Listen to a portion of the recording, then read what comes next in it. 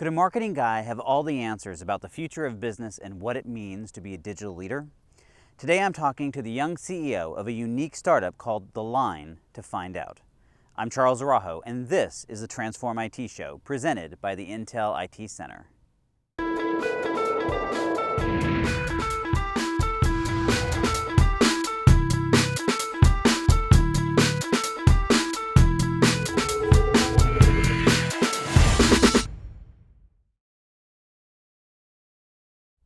I recently traveled to New York to sit down with Charlie Cole, CEO of The Line, in what they call the apartment, to discuss his fascinating journey from marketing to high-tech CEO.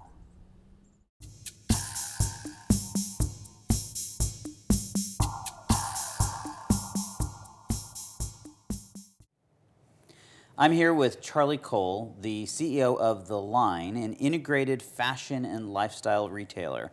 And Charlie, first of all, I'm bracing myself for this interview because just knowing you, I know we're going to be all over the place. But I just want to say that, just as a starting point, that I just think you have the best name in the entire world. So Thank you for that. All right, so I want to start by setting the context, because you are at your core really a marketing and advertising guy who's had this kind of fascinating journey, and you're going to talk a little bit about where we're sitting and this current company, because I think that it's bringing everything together in some unique ways. So why don't you start by just giving a little bit about your background and how you led to here, how that led to here, and then we'll go from there. So I'm a Seattle kid since I was pretty much 10, and my first job, I sort of had the classic choice. I got a job offer from Microsoft or a .com. I went the .com route and just got thrown to the wolves. Got to ride the wave of $1 million company up to 100 million, which was amazing.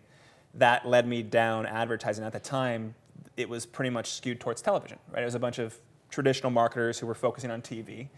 And I started poking around with this new thing called AdWords, and next thing you know, we're one of the largest real estate advertisers in the world.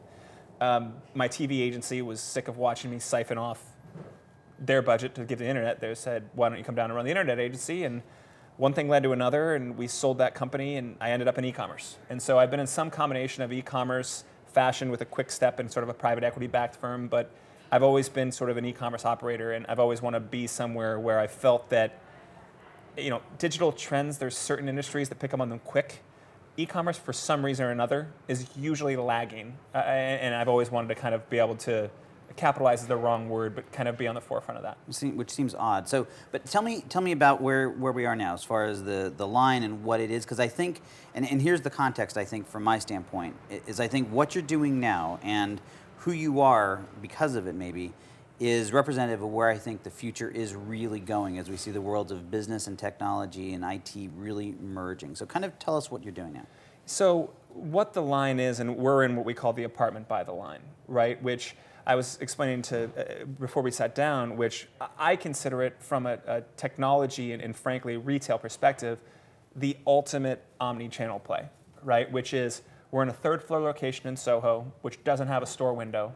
And we feel that by making robust content across the internet, including branded on The Line and also across social channels, that we can let that function as our store window, right? And people will ultimately find us.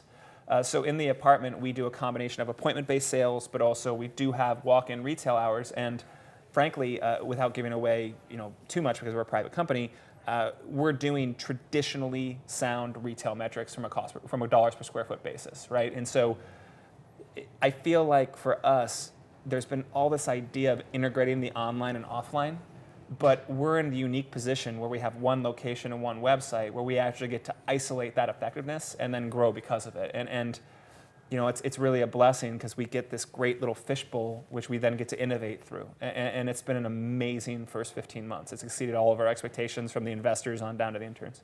I mean, I think what's interesting about it is I spend time talking all the time about how at this point technology is in fact the business, and the business is technology, and that those lines are blurring. And I think this is a classic example. I mean, retailing, the retailing space has struggled with this, right, to a very large extent. And here I think you are living it, right? And yeah. So, and I think that actually represents the future of what we call the digital leader, right? What are the leaders of the future going to have to operate like when they're really at a business background, but technology becomes center and core to everything they're doing. Mm-hmm. So talk a little bit about your experiences as you've been going through this last 15 months, and maybe what are some of the things that the people that are following in your footsteps are going to have to know? Well, I think with e-commerce, there's been technological waves that become table stakes really quickly, right? And so think back, I alluded to AdWords, right? AdWords was kind of the first, well, not the first, but a major like step forward in tagging, right? You could say source, medium, date, and you know where all your advertising channels are, and then go in a dashboard. And you think about that led to Omniture, it led to Core Metrics, it led to even today you have new brands like Tableau, which are really just, frankly, visualization tools of existing technology. Right.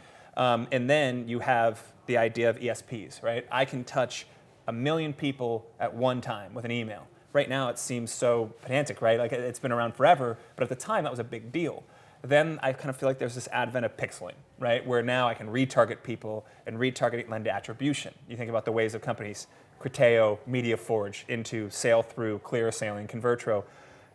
Now there's almost been a lull, right? There was mobile, which just becomes this huge catch-all, right? Like mobile's this whole different ball of wax, and frankly, a lot of tools are designed to do what's already done for computers, specifically for mobile. I think now the kind of modern day digital leader has to be able to take those table stakes and make actionable strategies and tactics that are brand specific. And what I mean by that is, we're a luxury retailer. You know, our average order value is over $500. Which is why my wife will never shop here. Just yeah, so well, you know, it's not one size fits all. You know, it's not for everybody. But we kind of feel like technology can enable things that, for a luxury retailer, you have to put them through a lens that are very different than, say, an H&M or a Zara, right? We have to give a personal experience to everybody, but that doesn't mean a customized homepage per se, right? When somebody walks in the door, I want them to have a personal experience on a like person-to-person level, you know, or as my friend Brian Kramer would say, a human-to-human level. You know, we kind of want to make those human connections, and technology can almost be a deterrent at times. Mm-hmm. You know, you think about some of the other movements, which is, well, we'll put a touch screen in a dressing room, and so then people can bring stuff. That's actually not personal. It's the opposite of that. It's convenient. That works for certain people.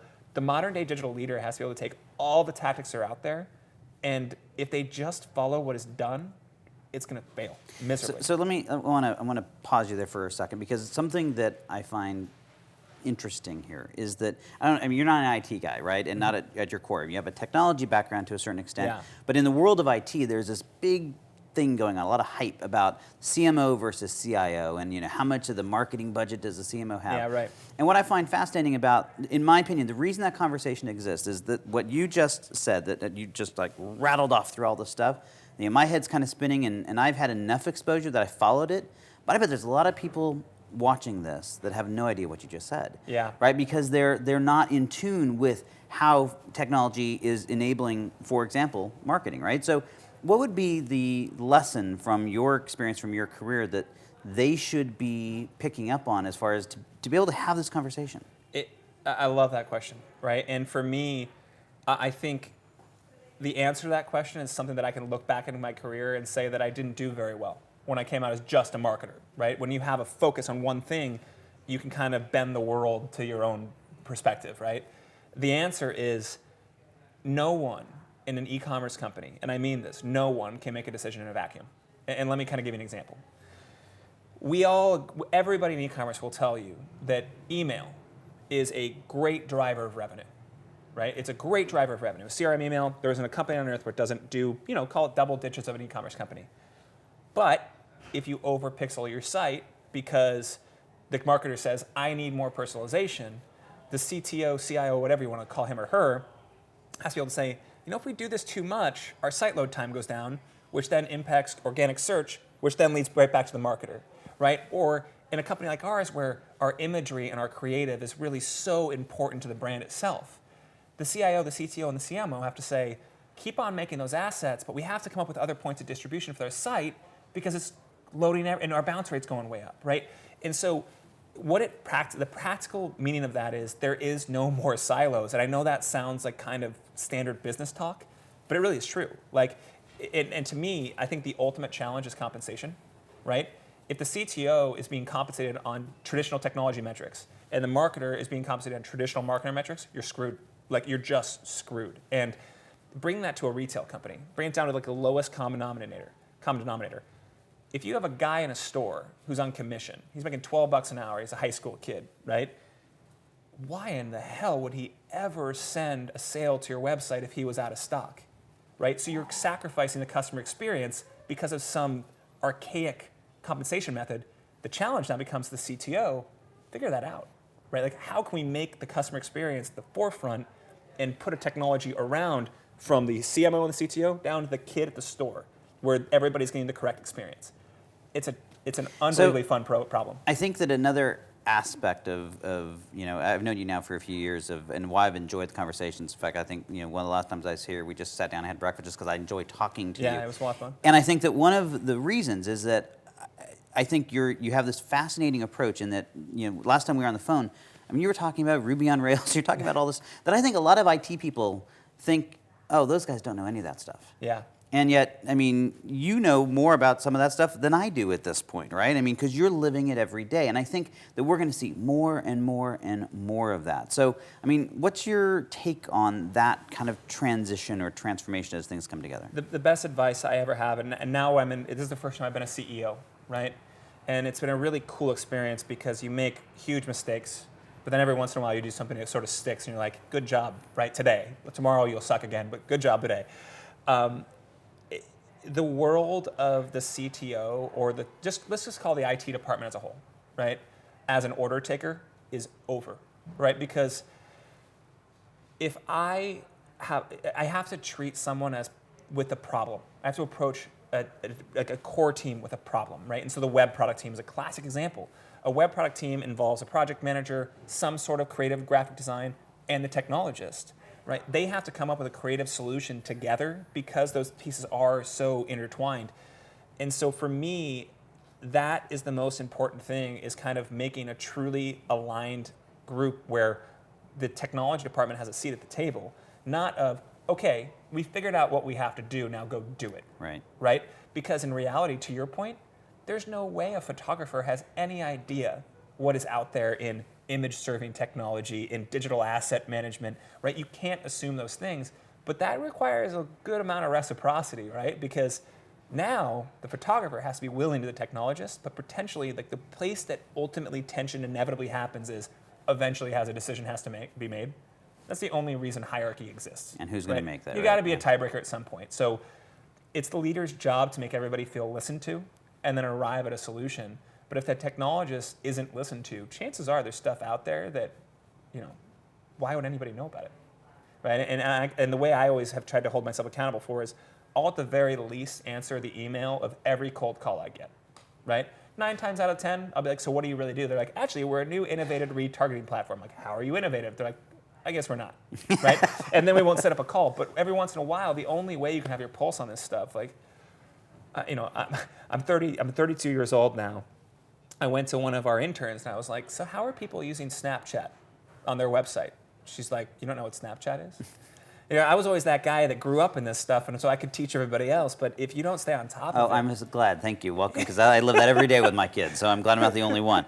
So, okay, so you've had a wild ride the last 15 months here. I mean, I know you moved here to New York to take on this role, and you've been just kind of going crazy with this. And if we can accept the fact that you are at least one of the models of this new digital leader, what that looks like, then... what is, give me a story maybe that exemplifies kind of one of the major lessons that you've learned over the last 15 months that maybe people can take away from this.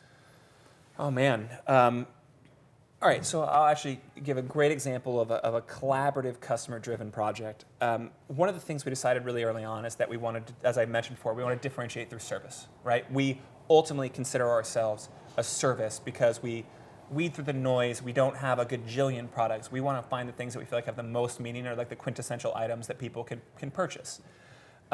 We wanted to make a connection with people on that human level, and so we do handwritten notes for everything, right? Handwritten notes for everything. So initially what we did is the handwritten note would say something like, thank you for joining our journey. We really hope you come back soon. And when you're brand new, it worked great, right? It worked like a charm, but then we never changed.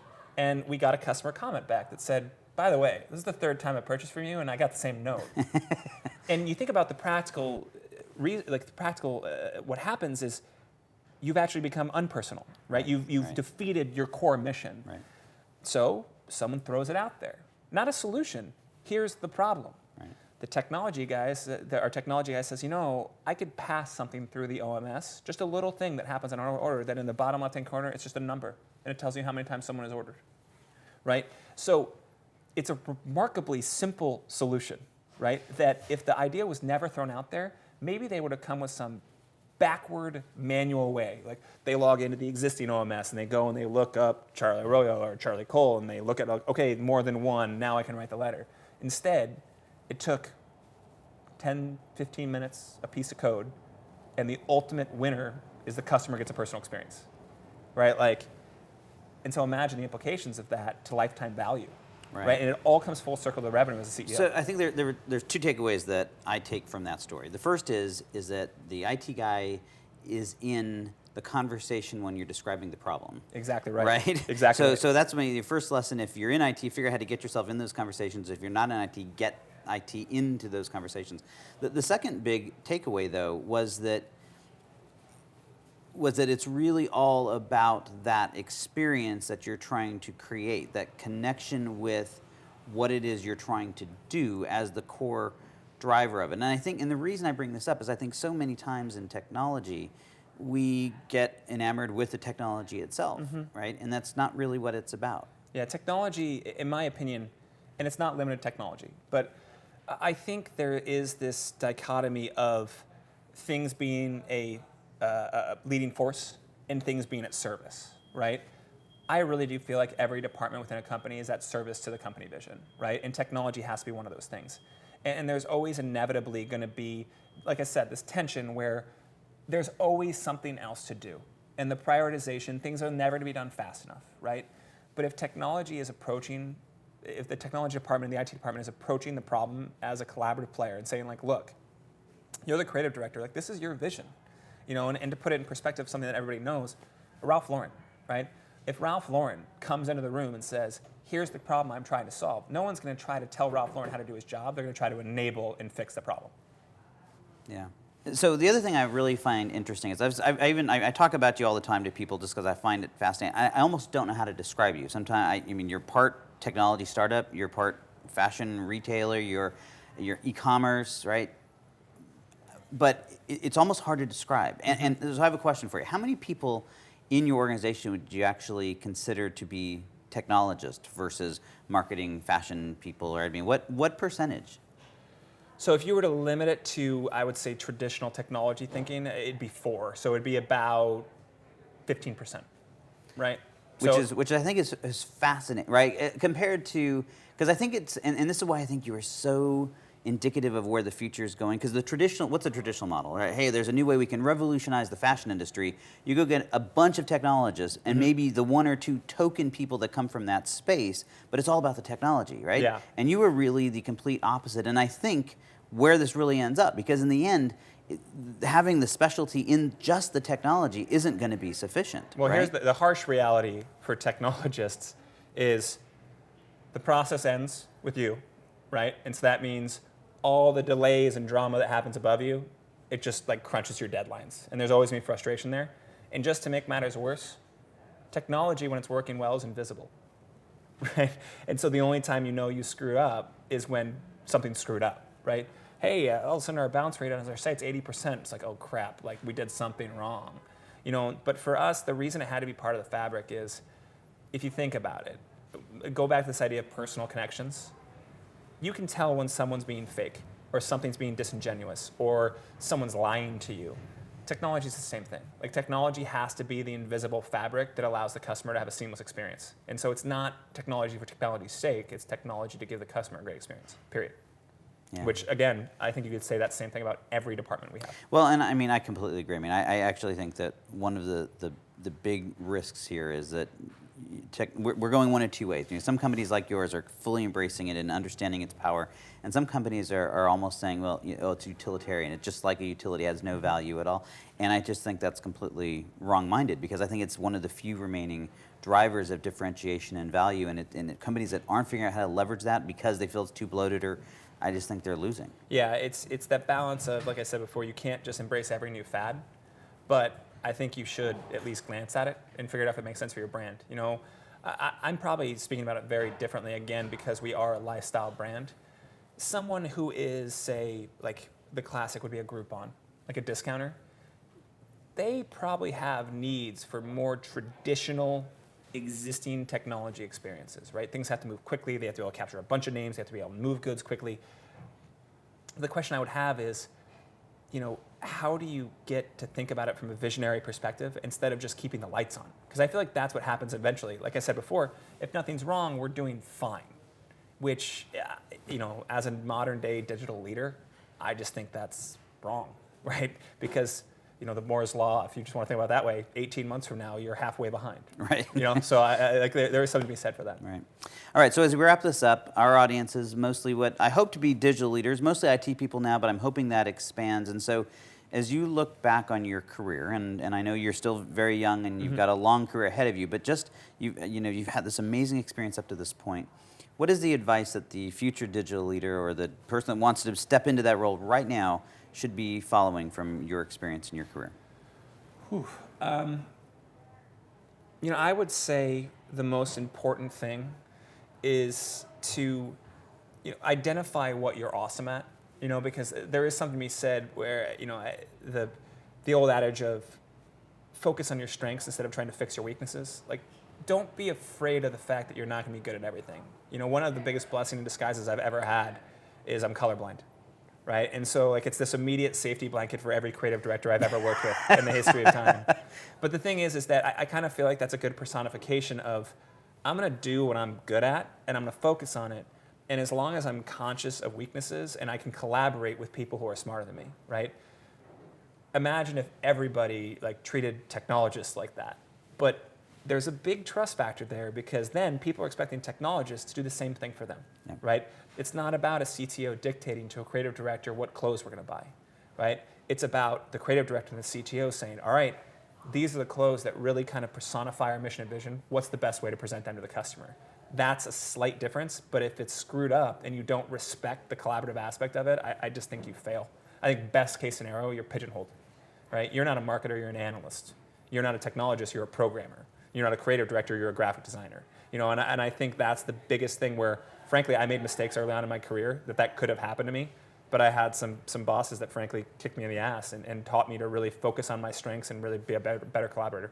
That's great. And so just for anyone who, even though we have an IT audience, because I know they want to go and check you out, it's www.theline.com, and I'm reachable on LinkedIn or Twitter at Charlie Cole. Perfect. Charlie, thank you so much for being on the TransformIT show. It's good to see you, Charlie. All right, thanks. Cheers. Silos are dead. The era of IT as order taker is over. The conflict between the CMO and the CIO is a myth, and instead, digital leaders must come together to solve problems and seize opportunities for their organizations. These are powerful insights that I think are relevant to each of us. But what I really loved was Charlie's closing advice. Know what you're awesome at. Focus less on your weaknesses and more on developing your strengths. Embrace your own colorblindness and don't be afraid of what you're not good at. It sounds obvious, but most of us spend way too much time obsessing over how to improve our weaknesses. What would happen if we did a better job at focusing on our strengths instead? You can share your thoughts with us in two ways. First, join the conversation on Twitter by using the hashtag TransformIT. Share with us your favorite idea or moment from today's episode. You can also join in the conversation here on the episode page. Share with us how you've broken down silos in your organization, or your own experiences with marketing, or how you're embracing your own awesomeness and accepting your weaknesses. Also, make sure you check out the resources that both Intel and we at the IT Transformation Institute have made available for you. You can check them out at www.intel.com/IT-center and on our website at www.transformingit.org. Well, that's today's episode of the TransformIT Show. Thanks for joining us. I'm Charles Araujo, and together we can change the world of IT.